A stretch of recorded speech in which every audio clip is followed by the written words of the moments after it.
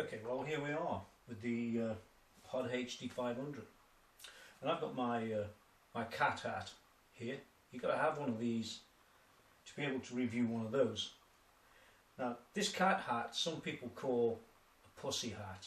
Well listen, I ain't no pussy and you ain't no cat, so let's get on with the review.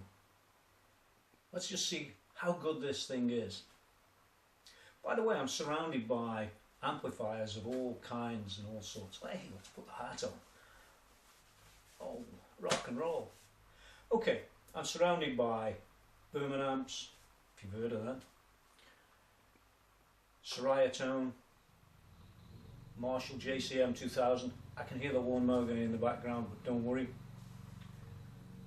Mesa Boogie Road King, Engel E670, Spawn Nitro, V30 over there, JMP 100 1974 over there, and I've got more stuff down in the back. I've got a JTM 45 which I built. You can't see it, but don't worry. I'm really sitting back in this studio looking at this fabulous POD HD500 and wondering why I bought it. Well, maybe it's worth the money and maybe it isn't. We're going to find out. And if you ain't got your cat hat, you'll just never know what I'm talking about. So, rock and roll. Get the cat hat on, and let's take a closer look at the POD HD500 from Line 6. Oh, hey, here we are. That's what you get in the box. Something like that. Something like that. Oh, and you get this thing around the back here. Let's just take a look. This thing around the back called a power supply. I like this. Comes with 3 or 4 types of connector. Where's it gone?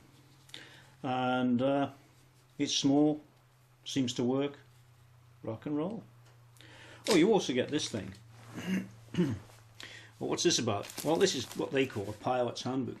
Well, all I can tell you is if you were flying an aeroplane with this thing, you'd be crashing the plane. Right from the outset, this thing doesn't really tell you what you want to know. And if you go to the technical manual, you know, the one online that you have to download, well, I can tell you something else.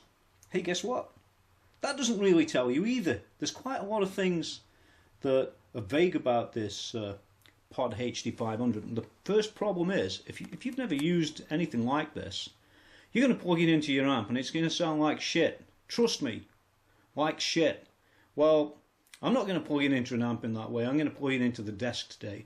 So a little bit later on in the video, you're going to see me doing some of the demos of the sounds that are in it.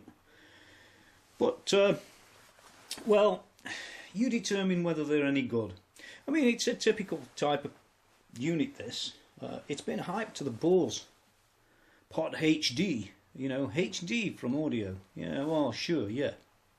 Do you know something? I had a pod, I think it was an X3, and the X3 had a couple of great sounds in there. In the end I sold it, but it was a well-made pedal. It did the job, it looked great for its 2 sounds, and that's why I sold it really. But I tell you now, I think it was built better than this. This one's good. It's still metal, but somehow it just doesn't quite have the same I don't know, the same panache as the X3. I don't know. We'll see about the sounds a bit later. One of the first things you're going to want to do with this HD500 is to set it up for your output. So, you know, whether you're in the studio with a desk or the front of an amp or whatever you've got, what you do is hold this thing down here, and eventually we'll have something there. And all you basically do is move down until you get to inputs are okay, but it's these outputs, and you know, you can sort of whiz between them.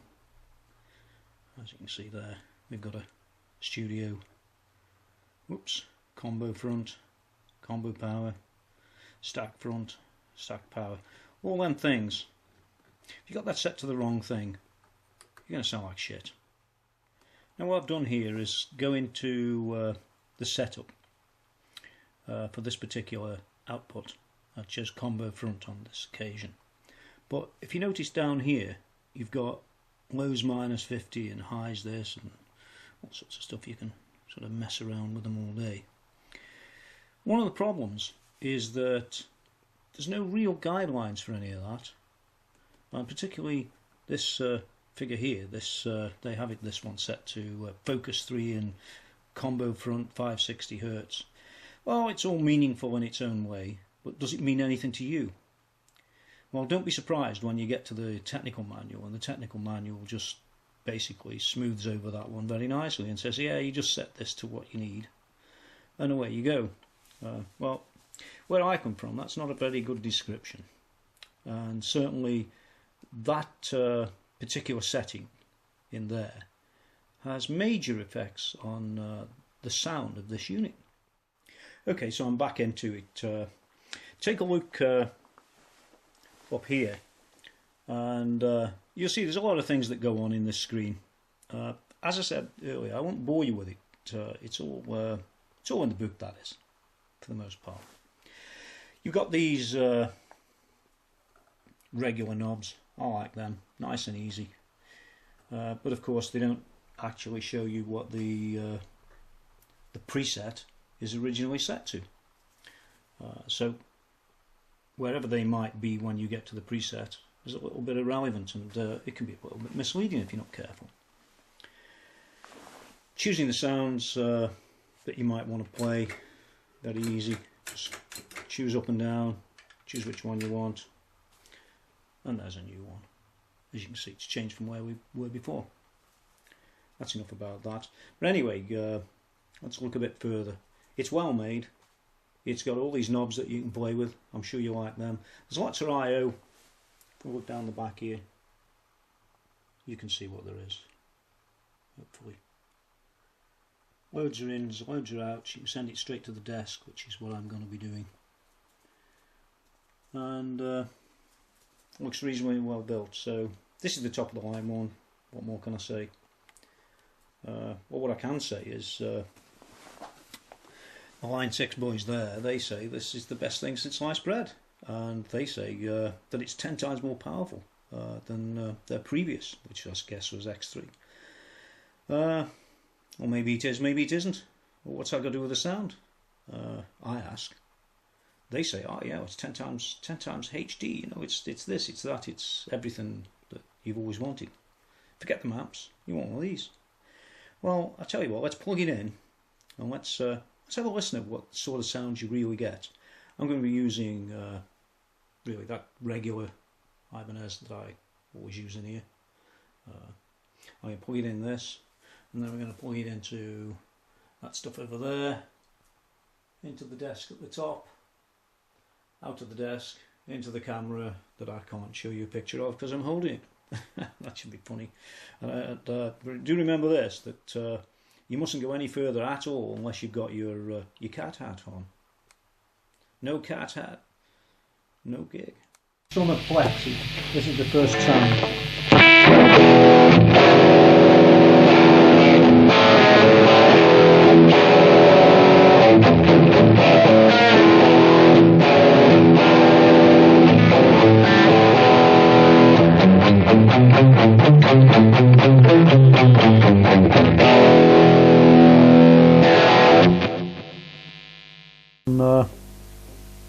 It's called bright and woody. I don't know what that means. I suppose it means bright and woody. Let's have a look.